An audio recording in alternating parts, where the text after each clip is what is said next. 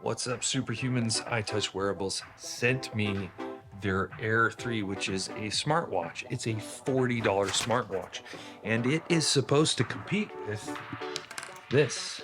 This is the Air 3. I don't know how, but I've whacked this so many times that now I can't open it for 3 hours. Today we are comparing the iTouch Wearables Air 3 and the Apple Watch Ultra. But we're not gonna really do it spec for spec. I don't think spec for spec comparisons and reviews really paint the most honest picture. Today, I wanna present you with 7 questions you need to ask yourself when trying to determine whether or not to go ultra cheap or ultra premium. Did you see that squirrel? He's right there. Question number 1, what do you need it to do? You think about the Apple Watch Ultra and you go, what can it do? Everything. It can do everything. Check the everything box when it comes to a smartwatch. It can do it. The Air 3 can do, I'd say, about 4% of what this can do. When it comes to activity tracking, it can do very basic things on a very basic level. It can track your heart rate, not very accurate though. It can track your steps, not very accurately. It can track your calories, not very accurately because of the heart rate thing. It can do some breathing exercises with you. It can track your sleep, not very accurately and at a very basic level. There's no hypnogram. It can track workouts, but not very many. It's running, elliptical, hiking, and walking. It can track some workouts when you play sports like baseball, basketball, football, and soccer. Those are the 4.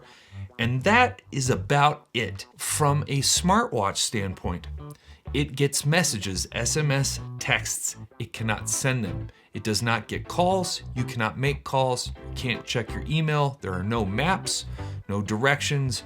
You get a little bit of weather, and that's it. What do you need it for? Is it for work? If it's for work and it's gonna make your job easier, I would say, hey, probably spend a little bit more money so you can have something a little more reliable and something a little more functional. If it's for personal growth, then let's move on to question number 3. How serious are you? If you're not that serious, if you're just dipping your toe in and you want to experiment, yeah, you could probably opt for the much cheaper thing. But if you're super serious about it, maybe go the more expensive option.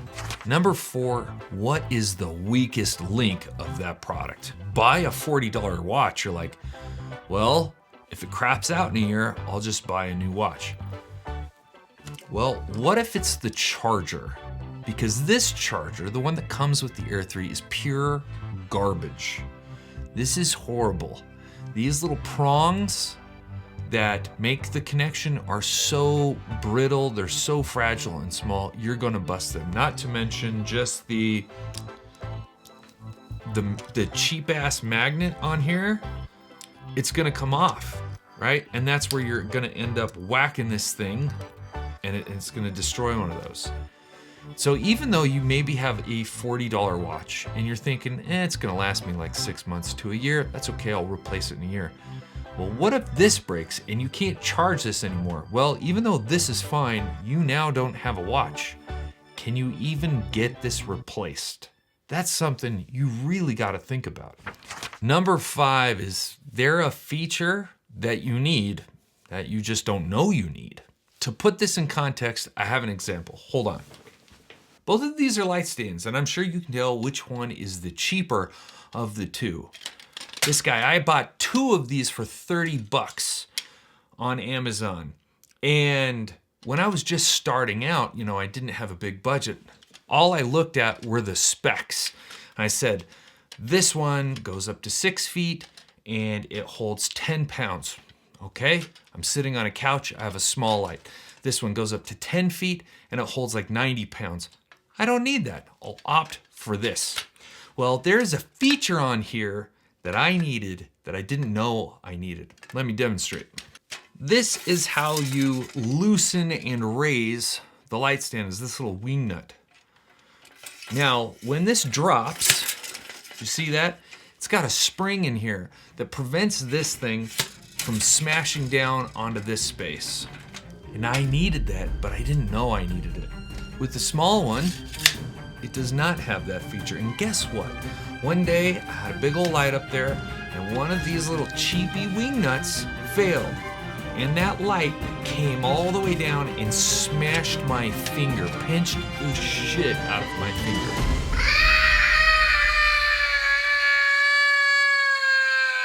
From that point on, I was like, I'm not dealing with cheap ass light stands anymore. I'm gonna buy the bigger, beefier ones that have spring-loaded razors.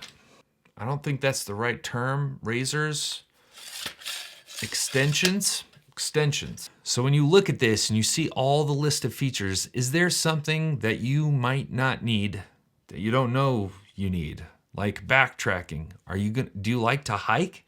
If so, it might be advantageous to have something with backtracking. That way you can make it back to your car safely. Or maybe if you get in a wreck, your smartwatch can call emergency services for you. You will not find any of those features on the smartwatch. Number 6, post-purchase experience. We're talking about warranty and customer service. I mean, that can really make or break your experience, not with just a product, but the entire company. With the Apple Watch, right, I get a year-long warranty, and I can extend that with Apple Care customer service. It might not be everybody's favorite customer service, but it's there, and it's readily there in different forms. I've got direct access through chat, through text. I can use the Genius Bar. I've got a website that's serviced all the time, and an email. So I know that a question I'm gonna have is gonna get answered. Am I gonna like the answer? I might not, but at least I know I can connect with the company very quickly. With the Air 3, you got an email. The last one is the overall experience. Now, this is where something like a YouTube video comes in handy, because you can hear from multiple people's personal experiences about their watch.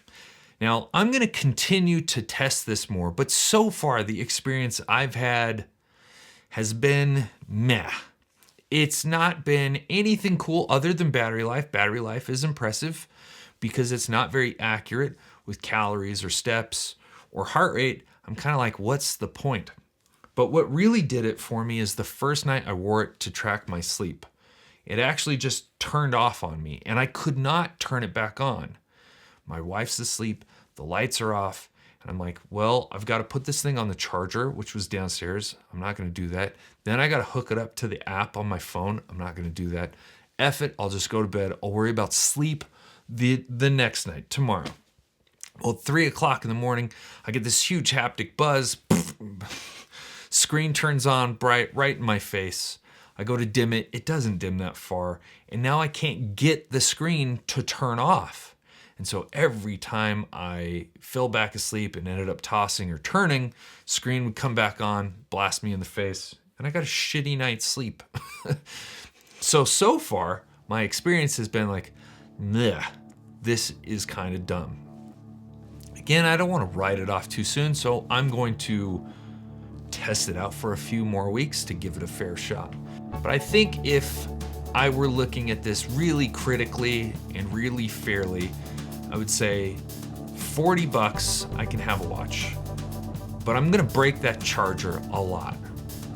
I bet you go through 3 or 4 chargers a year. Do you need to go the ultra premium route? No, I don't think you do.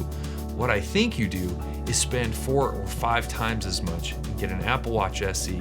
I know this was a really weird comparison, and that's because I really don't think you can compare these two.